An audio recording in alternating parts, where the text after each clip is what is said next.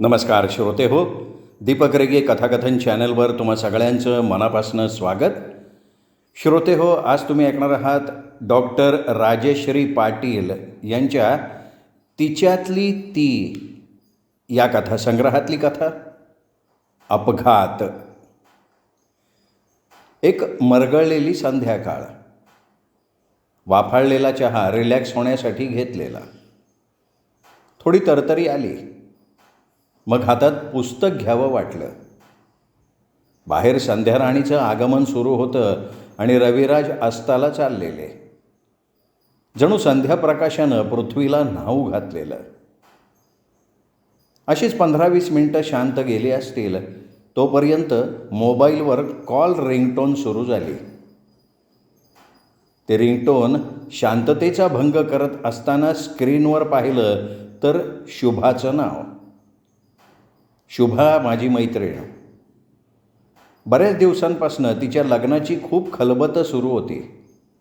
ठरलं की काय, चांगली बातमी असावी म्हणून उत्साहानं हॅलो म्हटलं. ती मात्र खूप हळू आवाजात म्हणाली, मी शुभा बोलतीये. अगं हो, समजलं की. का फोन केला आहेस? लाडूची न्यूज ना? माझ्या खट्याळपणाकडे दुर्लक्ष करून ती अगदी कापऱ्या आवाजात उत्तरली, अगं एक अत्यंत वाईट बातमी आहे. माझ्या पोटात गोळाच आला आणि ओठातले शब्द ओठातच. मी काहीच बोलत नाही बघून परत तिनेच सांगितलं, अगं वर्षाचा ॲक्सिडेंट झाला आहे. ती आणि अमित जाग्याला ठार झालेत. शुभाचं बोलणं कानावर विजेचा प्रचंड लोळ पडल्याचा भास करून गेला. अगं काय सांगतेस काय? कसं, कुठे, असं कसं घडलं? माझे अनेक भयभीत प्रश्न. तिने प्रथम मला शांत होण्याचा सबुरीचा सल्ला दिला. जुजबी माहिती दिली आणि बघ यायला जमतंय का असं सांगून फोन बंद केला.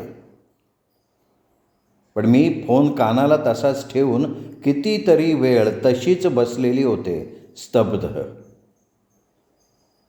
जेव्हा माझ्या असिस्टंटनं रुखसानानं घाबरून विचारलं, अहो मॅम काय झालं आहे, जरा सांगाल तरी का? मी भानावर आले. काय सांगणार होते मी तिला? काय राहिलं होतं सांगण्यासारखं? सगळंच तर संपलं होतं. पण आठवणी कशा संपणार? त्या तर असतातच ना, खोल हृदयात, मनाच्या गाभाऱ्यात. त्याचे एक एक कप्पे आपोआपच उलगडत गेले. माझी बालमैत्रीण वर्षा. 7-8 जणींच्या ग्रुपमधलं एक सुंदर व्यक्तिमत्व. 10वीपर्यंत एकत्रच शिकलो. वर्षा म्हणजे पाऊस, प्रसन्नतेचा, समाधानाचा. उंच रेखीव बांध्याची, सुदृढ शरीराची आणि गोऱ्या रंगाची. ती काहीशी मोना सिन्हा या अभिनेत्रीसारखी दिसायची. मध्यंतरी क्या हुआ तेरा वादा ही सिरियल बघताना नेहमी आठवण होत असे. 10वी नंतर सगळ्यांच्याच वाटा वेगळ्या झाल्या. कोणी आर्ट्सला, कोणी सायन्सला, कोणाची लग्न तर कोणाची शाळा बंदी. सगळा ग्रुप विस्कटला. वर्षा आणि शुभा आर्ट्सला जॉईन झाल्या आणि मी सायन्सला. आम्ही तिघी मात्र वर्षातून एखाद्या वेळी नेमानं भेटत असू. सुट्टीत आवर्जून एकीच्या घरी जमायचं. मग वर्षभराच्या माहितीची पोतडी उसवायची. खूप छान वाटायचं. प्रत्येकीचं आयुष्य रुंदावलं होतं. जुनं काही दुर्रावलेलं होतं, नवीनांची भर पडली होती. अनेक अनुभव, भविष्याचे प्लॅन्स, घरातल्या अडचणी, सुखदुःखाचे अगणित क्षण. त्या एका भेटीत आम्ही जगत असू आणि परत नव्या उत्साहानं आपापल्या मार्गानं जात असू. BA कंप्लीट झाल्या झाल्या तिचं लग्न एका राजबिंड्या इंजिनियरशी झालं. अमित त्याचं नाव. परफेक्ट जोडी. अलिबागला चांगल्या कंपनीत जॉब. एका निसर्ग सौंदर्यानं नटलेल्या शहरात तिला राहायला मिळणार होतं याचंच आम्हाला अप्रूप होतं. नवीन लोक, नवीन आयुष्य आणि नवा पाहुणा हे ओघानं आलंच. छोट्या विराजच्या जन्मानंतर तिने आपलं MA कंप्लीट केलं. तशी जिद्दी होती ती. ठरवलं तर करायचंच. लहान मुलांना शिकवणं तिला आवडायचं. पुढे BEdही केलं. संसाराचे एक एक टप्पे पार करत करिअरचे सुद्धा टप्पे ती अत्यंत खुबीने पार करत चाललेली होती. एक एक शिखर सर करत होती आणि त्याची परिणिती म्हणून तिला एक छान जॉबही मिळाला. अमितनीही जॉब करत BE कंप्लीट केलं आणि प्रमोशनवर शिक्कामोर्तब केलं. सगळं कसं दृष्ट लागल्यासारखं चाललं होतं. सुखी संसार फुलला होता. कधी भेट होई तेव्हा सेकंड चान्स केव्हा असं आम्ही विचारत असू. लवकरच घेईन ग, जरा रुटीन बसू दे, ती हसत सांगे. नवीन घरात नवीन पाहुणा यासाठी ती थांबली आहे. शुभानं पुस्ती जोडली होती, त्यावर ती गोड हसली होती. नुकताच अलिबागमध्ये स्वतःचा प्लॉट घेऊन बांधकामही सुरू केलेलं होतं. एकदा सहजच मुंबईला कामानिमित्त जाण्याचा योग आला तेव्हा अलिबाग रायगड जंजिरा ट्रीपमध्ये घुसवली. त्यामुळे तिच्याकडे जाण्याचा योग जोडून आला आणि मॅडमनी आमचं यथोचित आदरातिथ्य केलं. धमाल केली आम्ही समुद्रकिनारी. वाळूत बांधलेलं घर, खडकांवर लाटांसोबत तिच्याबरोबर काढलेले ते फोटो, विविध रंगांचे आकाराचे वेचलेले शिंपले, किती किती आठवणी, किती किती प्रसंग. कसा बांध घालू त्यांना. अर्धवट बांधलेला बंगला दाखवायला घेऊन गेलेली ती. घराबद्दलची तिची ती स्वप्न. इथे बघ देवघर, या इकडे युटिलिटी, हा हॉल मुद्दामच मोठा ठेवलाय, इकडे मोकळ्या जागेत गार्डन करणार, वगैरे वगैरे. तिच्या डोक्यातल्या असंख्य कल्पना, तिचा खळखळता उत्साह, डोळ्यातले इंद्रधनुष्य रंग, सगळं कसं जसंच्या तसं आठवतंय आणि डोळ्यांच्या कडा आपोआपच भरून येत आहेत. आणि आठवते ती सकाळ, तो काळाकुट्ट दिवस, तो अकल्पित अनाकलनीय प्रसंग, होत्याचं नव्हतं करणारा. अनेकांच्या फोनाफोनीतून समजलेली ती दुर्दैवी घटना. नेहमीचीच सकाळ. वर्षाला शाळेला जायची घाई आणि मुलालाही शाळेला जायची. गुरुवार, अमितच्या सुट्टीचा दिवस आणि ह्या दोघांचा पळापळीचा. ती स्कूटी घेऊन मुलाला सोडून आपण आपल्या स्कूलला जायची. रोजचा दिनक्रम. पण अमित आज दोघांना सोडतो म्हणाला आणि त्यांनी सोडलंही. नेहमी मागे लागले तरी सोडायला न येणारा तो मनानेच गेला होता म्हणे. पुढे आयुष्यात ती संधी कधीच मिळणार नाही हे त्याला माहिती होतं का काय. अर्थात त्यांना परत आणायलाही तोच जाणार होता. 1 वाजता तिचं स्कूल सुटलं. अमित येईल म्हणून लगबगीनं ती स्टाफ रूममध्ये गप्पांचे फड रंगले होते तरी बाहेर पडली. स्कूलच्या गेटवर येऊन थांबली. 1:10 झाले तरी अमितचा पत्ता नव्हता. येणारी जाणारी मुलं तिला बाय करत होती. न्यायला आलेले पालक का थांबलाय अशी चौकशी करत होते. अमितला फोन लावावा का असं तिच्या डोक्यात आलं, पण नको, तो गाडीवर असेल, येईल इतक्यात, असा विचार तिने केला. तेवढ्यात तिची सहकारी सुचित्रानं तिच्याजवळ घासून गाडी थांबवली. चल सोडते असंही म्हणाली. अगं अमित येतोय न्यायला, तिने सांगितलं. ती म्हणाली, 15 मिनटं झाली तू वाट बघतीयस, मी बघतीये की. वेळ झालाय, चल बस, एकच रस्ता आहे. जरी ते येत असतील तरी रस्त्यात दिसतील. तेही खरंच होतं. एकच रस्त्या असल्यामुळे रस्त्यात गाठ पडलीच असती. ती सुचित्राच्या गाडीवर बसली. गाडी धावायला लागली. शाळेतल्या गप्पा मारत. थोड्या अंतरावर मार्केट होतं एका साईडला. मार्केट माणसांनी फुलून गेलं होतं. रहदारीच्या रस्त्यावरही काही भाजीवाले, मासेवाले, गाडेवाले रस्ता अडवून बसलेले. मासळीचा वास येताच वर्षाने तोंडावर रुमाल ठेवला. सुचित्रा हसली आणि म्हणाली, गाडी इथे 5 मिनटं थांबवते. मुलाची ऑर्डर आहे मासे घेऊन ये म्हणून. तू थांब मी आलेच. गाडी साईडला लावून ती मासळीकडे धावली. वर्षा कडेला उभं राहून अमित येतोय का ते पाहत राहिली.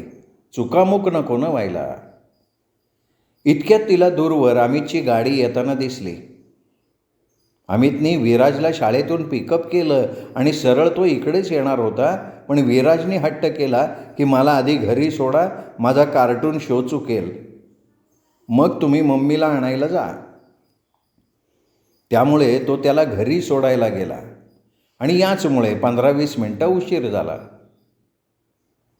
अमितला रस्त्यातच त्या दोघी दिसल्या. तो रस्त्याच्या या साईडला आणि त्या दोघी पलीकडच्या. त्याला बघून वर्षानं सुचित्राला मोठ्यांदी सांगितलं, अगं मी जाते, तू ये सावकाश, अमित आलाय. तिने ओके म्हणून तिथनंच हात दाखवला. तिने रस्ता क्रॉस केला, त्याला गाठलं. त्याने गाडी वळवून घेतली. गाडी रस्त्याच्या पूर्ण कडेला होती. अहो तुमची वाट बघून निघाले, असं म्हणत ती गाडीवर बसायला लागली. आधारासाठी त्याच्या खांद्यावर हात ठेवला. त्यांनी किकवर पाय ठेवला. आता किक मारणार. तोपर्यंत दोघेही काही काळाच्या आत हवेत उडाले. तो क्षण, तो वेग, दोघेही काही काळाच्या आत हवेतून जमिनीवर आदळले होते. एका भरधाव डंपरनी त्यांची मोटरसायकल फुटबॉल हवेत उडवावा तशी उडवली होती. तो एकीकडे, ती एकीकडे आणि गाडी एकीकडे. ती दूरवर रस्त्यात फेकली गेलेली. आणि नेमकी त्याच वेळी एक भरधाव येणारी गाडी तिच्या चेहऱ्यावरनं पुढं निघून गेली. इकडे अमित एका बाजूला त्याच डंपरच्या धक्क्यानं अर्धा कमरेपासूनचा खालचा भाग गमावून लोळागोळा होऊन पडला होता. जी वर्षा चेहरा सुंदर दिसण्यासाठी, ठेवण्यासाठी नेहमी सतर्क असायची, जिला चेहऱ्यावर छोटासा पिंपल पण परेशान करायचा, एका छोट्या डागानंही जी अस्वस्थ व्हायची, तिचा चेहरा कुचलला जावा. माझ्या चेहऱ्यावर काही दिसत नाही आहे ना, पावडर व्यवस्थित लागली आहे ना, तो छोटा काळा डाग उठून तर दिसत नाही आहे ना, असले प्रश्न आमच्या सवयीचे आणि आमच्या चिडवण्याचं साधन. तिची त्वचाही खूप सुंदर, नितळ, मुलायम. चेहरा, मान, सगळा रंग एकसारखा. थोडासाही काळवंडेपणा मानेवर, गळ्याला नव्हता. ना डोळ्याखाली काळी वर्तुळं. आम्हाला हेवा वाटे. असा हा सजीव चेहरा भयानकपणे एका निर्जीव वस्तूच्या खाली चिरडला गेला होता. तिथे उरली होती फक्त रक्त मांसाची दलदल. चेहऱ्याचं नामोनिशाण नाही. एक सुंदर गुलाबाचं फूल कुस्करून टाकावं तसं त्या सुंदर चेहऱ्याच्या पाकळ्या अस्ताव्यस्त, विद्रूपपणे विखुरल्या होत्या. तिची ओळख साडीवरून पटली, हे केवढं दुर्दैव आहे. अमितची अवस्थाही तिच्यापेक्षा वेगळी नव्हती. तिच्या शरीराचा वरचा भाग आणि त्याच्या शरीराचा खालचा भाग यावर दैवानं घाला घातला होता. 6 फूट उंचीचा देह, एखाद्या हिरोला लाजवेल अशी पर्सनॅलिटी, अर्धांगवायू झालेल्या व्यक्तीसारखं धड कसं तरी हालत होतं. त्याही अवस्थेत त्यांनी आपल्या प्रियतमेकडे वळून बघितलं आणि उरला सुरला जीवही सोडून टाकला. तू नाहीस त्या जगात मी तरी कशाला राहू, असं म्हणून तिचा पाठलाग तर नसेल ना केला त्याने. माझी बायको सर्वात सुंदर आहे असं तो नेहमी म्हणे. त्या सुंदरीबरोबरच जायचं ठरवून त्यानेही शेवटचा श्वास तर घेतला नसेल. एक क्षण होत्याचं नव्हतं करणारा, सजीवाचं निर्जीवात रूपांतर करणारा, आयुष्याचे आयाम बदलणारा, जीवन उद्ध्वस्त करणारा. तो क्षण टळला असता तर, ती मैत्रिणीबरोबर आली नसती तर टळला असता का तो? तो मुलाला घरी सोडायला गेला नसता तर टळला असता का तो? का मुलाला तरी किमान घरी सोडलं, तो तरी वाचला हे समाधान मानायचं? का हे सगळं विधिलिखित होतं? हा धक्का पचवणं आमच्यासाठीही सोपं नव्हतं. तिच्या आईला आम्ही भेटायला गेलो सांत्वन करण्यासाठी. मनावर लाख लाख मनाचं ओझं होतं. खरं तर आमच्या जाण्यानं त्यांच्या दुःखात भरच पडणार. आम्हाला बघून दुःखाचे कडेलोट आणखीन वाढलेच असते. सगळं माहीत असूनही जाणं क्रमप्राप्त होतं. कारण त्याशिवाय दुःखाचा निचरा होणार नव्हता त्यांच्या आणि आमच्याही.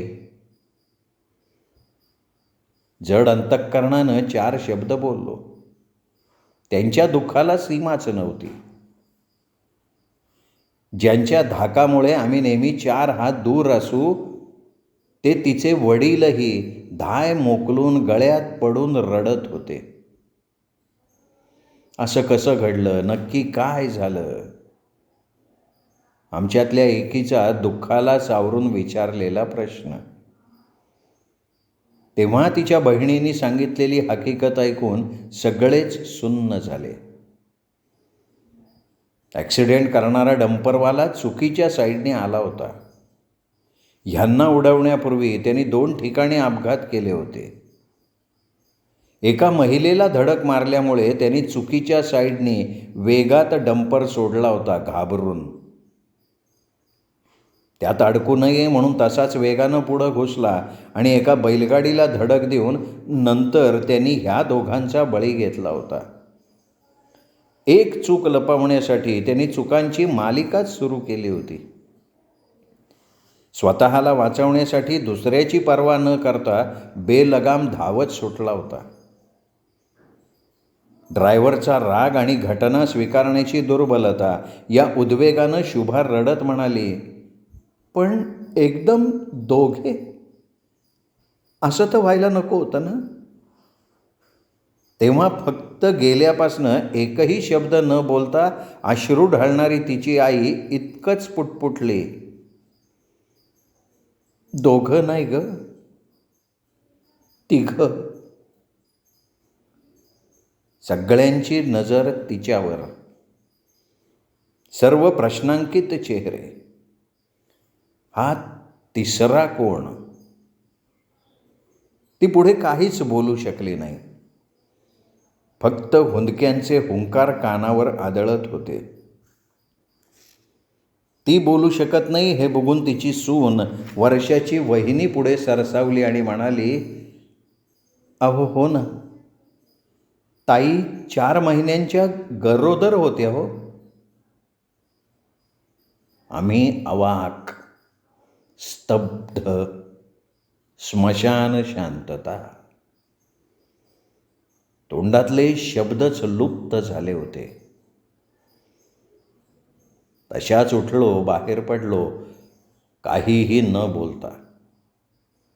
काय होतं बोलण्यासारखं?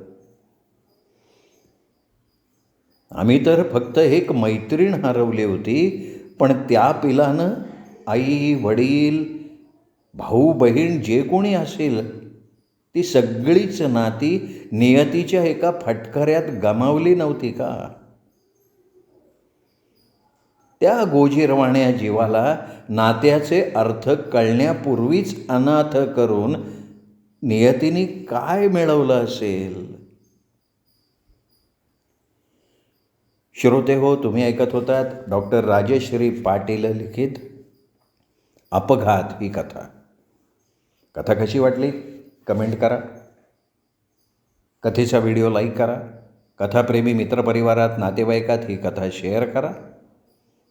आणि हां, दीपक रेगे कथाकथन चॅनल सबस्क्राईब करायचं राहून गेलं असेल तर आत्ता वरती जो माझा फोटो दिसतोय या फोटोला क्लिक करा आणि चॅनल सबस्क्राईब करा. धन्यवाद.